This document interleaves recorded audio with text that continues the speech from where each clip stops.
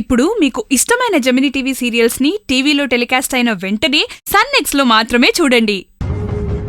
అంగ పోయిన వాళ్ళు మ్యారేజిదా అరేంజ్ చేసుకుని వస్తారా ఏమి?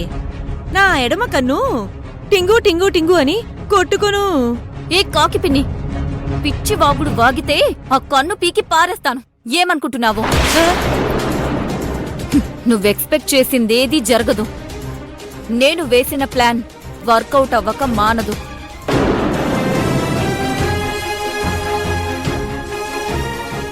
కావేరి ఆల్రెడీ వాళ్ళకి కనెక్ట్ అయిపోయింది కాబట్టి కన్విన్స్ అయిపోవడం పెద్ద మ్యాటర్ ఏం కాదు.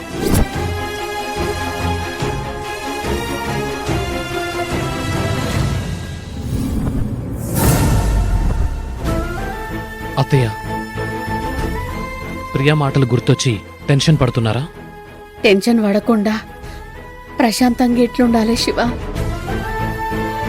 గా ప్రియ చెప్పినట్టే కదా వాళ్ళు మన ఇంటికొచ్చిండ్రు.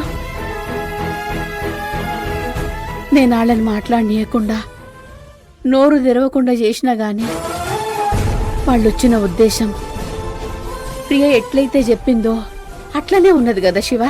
అత్తయ్య, వచ్చిన పెద్దావాణ్ణి చూశారు కదా, ఆవిడ చాలా మర్యాదపూర్వకంగా ఎందుకొచ్చారో కూడా చెప్పారు. అందులో మనమేదో తప్పులు వెతకడం కరెక్ట్ కాదేమో అత్తయ్య.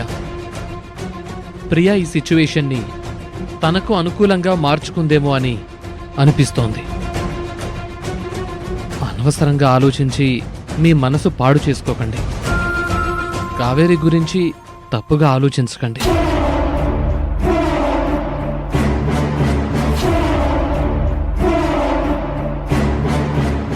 శివ, ఎంత గొప్ప మనసు బిడ్డ నీది.